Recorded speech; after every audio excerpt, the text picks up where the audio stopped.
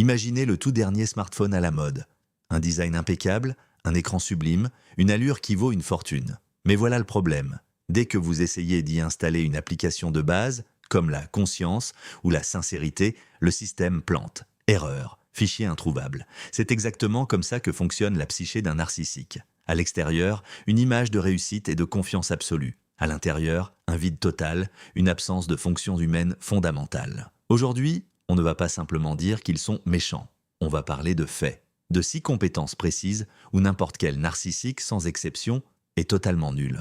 Vous allez comprendre pourquoi il est inutile d'attendre de la compassion de leur part. Et pourquoi leurs excuses ressemblent toujours à une insulte. Prêt pour la vérité qui va vous faire gagner des années de vie? Alors, c'est parti. Avant d'attaquer la liste, il faut comprendre un point crucial. Le trouble de la personnalité narcissique, ce n'est pas juste un ego surdimensionné, c'est une blessure de développement profonde. Et imaginez qu'enfant, la colonne vertébrale émotionnelle de cette personne a été brisée et qu'elle s'est mal consolidée. Pour survivre, l'enfant s'est créé un faux moi, un masque grandiose et invulnérable. Toute son énergie psychique est consommée par l'entretien de ce masque. Il ne lui reste simplement plus de ressources pour développer les compétences qui permettent de se lier aux autres. Pour un narcissique, les autres ne sont pas des êtres vivants dotés de sentiments, mais des objets, des fonctions, des miroirs pour refléter leur propre image. En réalité, exiger d'eux de l'humanité, c'est comme demander à un grille-pain d'écrire une symphonie. Ce n'est pas prévu dans la configuration d'usine. Analysons maintenant, pièce par pièce, ce qu'il manque réellement sous le capot. La faille la plus fondamentale chez le narcissique, c'est son absence d'empathie émotionnelle. Et j'insiste bien sur le mot « émotionnel ». C'est là que se trouve le piège dans lequel beaucoup tombent. Voyez-vous, les narcissiques possèdent bien souvent une excellente empathie cognitive. Ils comprennent parfaitement, de façon purement intellectuelle, ce que vous ressentez. Ils savent que si vous pleurez, vous êtes triste. Si vous criez, vous êtes en colère. Pour eux, ce ne sont que des données, un simple code à déchiffrer. Et c'est précisément ce qui leur permet de vous manipuler si facilement. Mais ils sont incapables de ressentir avec vous. C'est comme connaître les notes de musique par cœur sans jamais entendre la mélodie. Quand vous allez mal, une personne saine ressent l'écho de votre douleur. Chez le narcissique, ce canal de communication est coupé. Votre souffrance n'est pour lui qu'un obstacle agaçant ou pire encore, un levier pour mieux vous contrôler. Voyons concrètement comment cela se passe, car c'est un point qui sème souvent la confusion. Imaginez la scène, vous traversez une épreuve, un souci au travail ou un coup dur pour votre santé, et vous vous tournez vers cette personne narcissique. Naturellement, vous espérez un peu de réconfort. Mais au lieu de mots apaisants, vous vous heurtez à un mur de glace ou à une franche irritation. Pourquoi ? Parce que vos émotions lui demandent de l'énergie et qu'il refuse catégoriquement de l'investir en vous. Il pourra alors vous lancer « c'est de ta faute de toute façon » ou encore « arrête de te plaindre, j'ai des problèmes bien plus graves que les tiens ». Ce n'est pas seulement de la méchanceté, c'est une incapacité totale à entrer en résonance avec ce que vous ressentez. Pour un narcissique, vos larmes ont le même effet que le bruit d'une perceuse chez le voisin.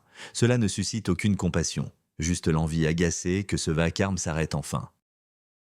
Il existe une autre facette de l'empathie où le narcissique est totalement nul, la capacité de se réjouir pour les autres. On pourrait croire que c'est plus facile que de partager la douleur de quelqu'un, mais c'est tout l'inverse. Pour un narcissique, le succès d'autrui est vécu comme un affront personnel. Si vous réussissez, il a l'impression qu'on lui a volé quelque chose. À ses yeux, le monde est un jeu à somme nulle. Si vous gagnez, c'est qu'il a forcément perdu. Alors, au lieu d'un sincère « félicitations », vous aurez droit à un « tu as juste eu de la chance » ou « on verra bien combien de temps ça dure ». Ils sont physiquement incapables de ressentir une joie authentique, que ce soit pour leur partenaire, un ami ou même leur propre enfant. L'envie finit toujours par dévorer tout le reste.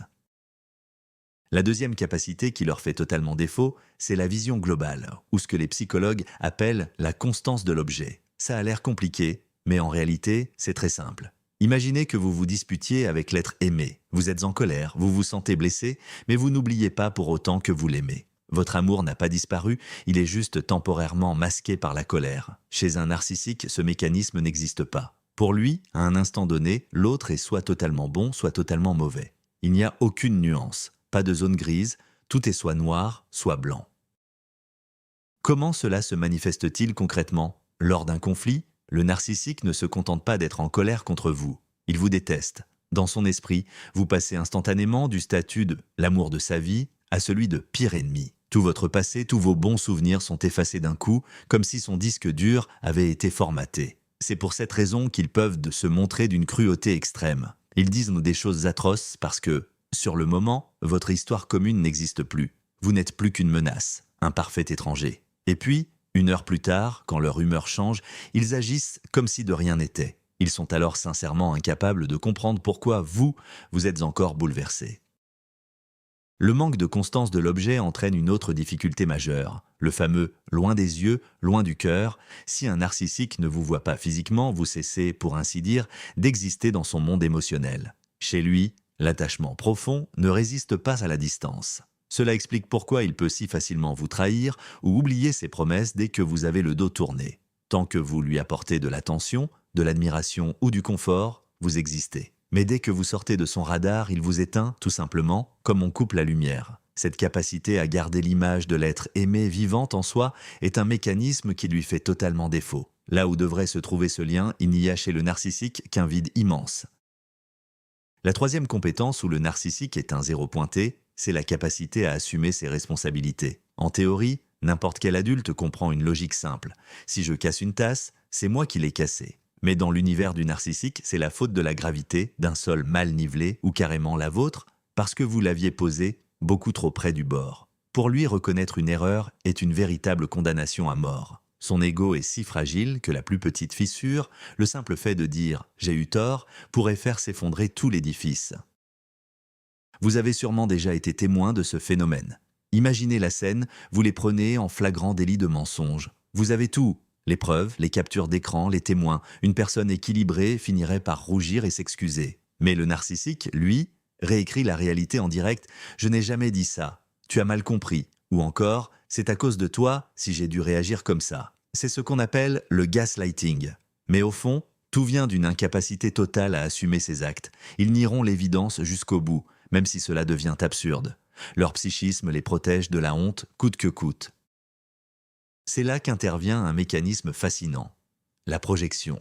Comme le narcissique est incapable de contenir, c'est-à-dire d'assumer ses propres zones d'ombre, il finit par les projeter sur vous. S'il vous accuse d'être égoïste, c'est qu'en réalité, il ressent son propre égoïsme. S'il vous soupçonne d'infidélité, c'est probablement lui qui n'a pas la conscience tranquille. En fait, il prend ses propres poubelles et les balance par-dessus la haie directement dans votre jardin. Et il le fait avec une telle assurance que vous finissez par douter et vous demander « Et si c'était vrai? Et si c'était moi le problème ?» Mais non, c'est juste que chez le narcissique, la fonction « j'assume mes défauts » est totalement hors service.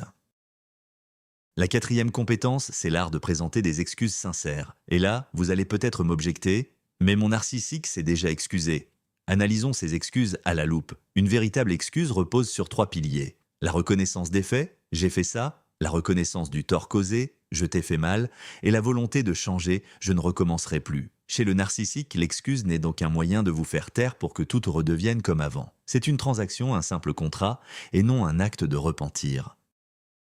L'excuse type d'un narcissique, c'est souvent « je suis désolé que tu le prennes comme ça » ou « je regrette que tu sois dans cet état ». Vous voyez la nuance? Il ne s'excuse pas pour ses actes, il s'excuse pour votre réaction. En clair, il vous dit « c'est dommage que tu sois si sensible » ou « désolé que tu fasses une telle crise ». Ou pire encore « je m'excuse, mais si tu n'avais pas commencé ». Ce ne sont pas des excuses, c'est un reproche emballé dans du papier cadeau. Ces personnes sont incapables de ressentir une culpabilité saine, celle qui pousse à se remettre en question et à changer. À la place, ils sont rongés par une honte toxique qu'ils cachent tout au fond d'eux-mêmes.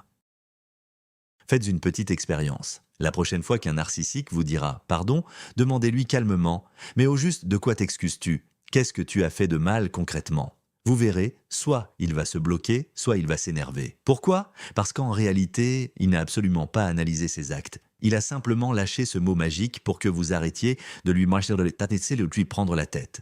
Et que vous redeveniez cette personne docile qu'il apprécie tant. Pour eux, une excuse est un bouton reset. C'est une simple remise à zéro du compteur et non un véritable travail sur soi. L'introspection, chez eux, c'est le néant. La 5e capacité qui fait défaut aux narcissiques, c'est la véritable intimité, celle qui naît de la vulnérabilité. On confond souvent intensité et intimité. Au début d'une relation, le narcissique peut vous submerger d'attention et vous livrer des récits d'enfance bouleversants. On a alors l'impression d'être incroyablement proche. Mais attention, ce n'est pas de la vulnérabilité, c'est du recrutement. La vraie vulnérabilité, c'est oser montrer ses failles en faisant confiance à l'autre pour ne pas s'en servir contre nous. Le narcissique, lui, ne vous présente qu'une version démo, soigneusement mise en scène. Pourquoi la vulnérabilité leur est-elle impossible? Parce que dans leur vision du monde, de vulnérabilité rime avec faiblesse. Et dans leur esprit, les faibles se font dévorer. Ils vivent sur un pied de guerre permanent protégés par une armure invisible. Si vous tentez de leur parler à cœur ouvert ou de leur confier vos peurs, ils n'hésiteront pas à s'en servir contre vous plus tard. Et si c'est à eux que vous demandez de se livrer, ils détourneront la conversation ou se contenteront de phrases toutes faites, de masques sociaux. La capacité d'être soi-même, sans défense et sans artifice, s'est atrophiée chez eux. Au fond, ils sont terrifiés à l'idée qu'en tombant le masque, vous ne découvriez qu'un immense vide et que vous finissiez par prendre la fuite.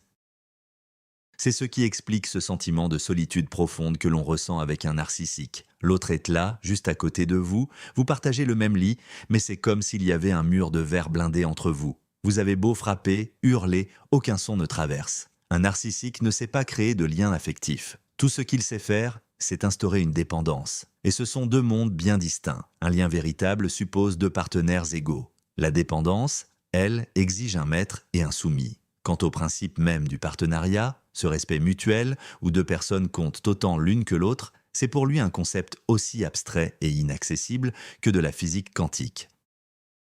Enfin, la sixième compétence qui fait totalement défaut au narcissique, c'est la gratitude. Une gratitude sincère, profonde et authentique. On pourrait croire que dire merci et éprouver de la reconnaissance envers celui qui nous aide est la chose la plus simple au monde. Mais pour un narcissique, accepter de l'aide, c'est admettre qu'il n'est pas tout-puissant. C'est reconnaître qu'il a besoin des autres et cela vient heurter de plein fouet son sentiment de supériorité. À cela s'ajoute la certitude que tout lui est dû, par nature. C'est ce qu'on appelle l'entitlement, ce sentiment d'avoir des droits particuliers sur tout et tout le monde.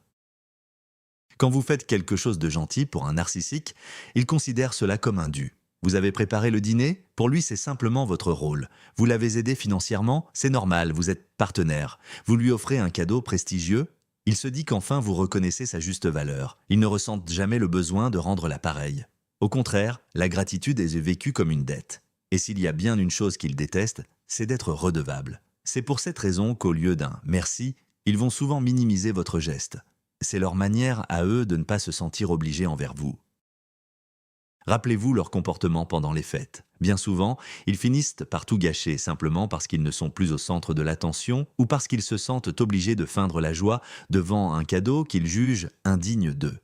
Ils n'ont aucune notion de l'effort fourni par l'autre. Ce qui compte, c'est uniquement le résultat. Est-ce que ça me sert, là, tout de suite? Pour eux, les gens ne sont que des fonctions. Est-ce que vous dites « merci » à votre micro-ondes parce qu'il a chauffé votre plat? Non, il est là pour ça. C'est exactement ainsi qu'un narcissique perçoit son entourage. Ajoutons maintenant un trait essentiel à ce portrait, le sens de l'autodérision. Écoutez bien, jamais, au grand jamais, un narcissique ne rira sincèrement de lui-même. Il peut se moquer des autres, se montrer sarcastique ou même cinglant. Mais rire de ses propres erreurs ou d'une situation embarrassante, c'est impensable. Son ego est bien trop fragile pour cela. Pour lui, la moindre petite blague à son égard est vécue comme une véritable agression. Si vous tentez de le taquiner, même avec la plus grande bienveillance, vous déclencherez soit une explosion de colère, soit un silence de mort. Au fond, le narcissique a de l'humour, certes, mais il ne fonctionne que dans un sens, vers les autres. Le constat est amer. L'empathie, le sens des responsabilités, la constance de l'objet, la capacité à s'excuser, la vulnérabilité ou encore la gratitude. Voilà ce qui nous rend humains. C'est le ciment qui scelle nos relations. Vouloir bâtir une famille ou une amitié avec quelqu'un qui en est dépourvu, c'est comme essayer de construire une maison sur un marécage, sans fondation. Vous aurez beau y investir toute votre énergie et colmater chaque brèche, l'édifice finira inévitablement par s'enfoncer. Le narcissique ne changera pas car il ne voit aucun problème. Pour lui, le seul problème, c'est vous, parce que vous exigez de lui l'impossible. Nous venons de voir les 6 failles fatales dans le système du narcissique. Si, en m'écoutant, vous avez ressenti un frisson ou un sentiment de déjà-vu, rassurez-vous, c'est une réaction tout à fait normale. Le savoir est votre meilleure armure. Désormais, vous comprenez que sa froideur n'est pas de votre faute. Son incapacité à s'excuser n'est pas un échec de votre part. C'est simplement sa nature profonde. On n'apprend pas à un poisson à grimper aux arbres, tout comme on n'apprendra jamais l'empathie à un narcissique. La vraie question n'est plus de savoir pourquoi ils agissent ainsi, mais plutôt qu'allez-vous faire de cette vérité? Êtes-vous prêt À continuer de frapper à une porte qui restera toujours close? Dites-moi en commentaire lequel de ces 6 points vous a le plus marqué ou blessé dans votre relation. Votre témoignage étant précieux. Il peut aider quelqu'un d'autre à réaliser qu'il n'est pas en train de perdre la tête. N'hésitez pas à liker cette vidéo si elle vous a été utile. Cela permettra de la diffuser plus largement et, qui sait, de préserver la santé mentale d'une autre personne. Prenez soin de vous et on se retrouve très bientôt pour une nouvelle vidéo.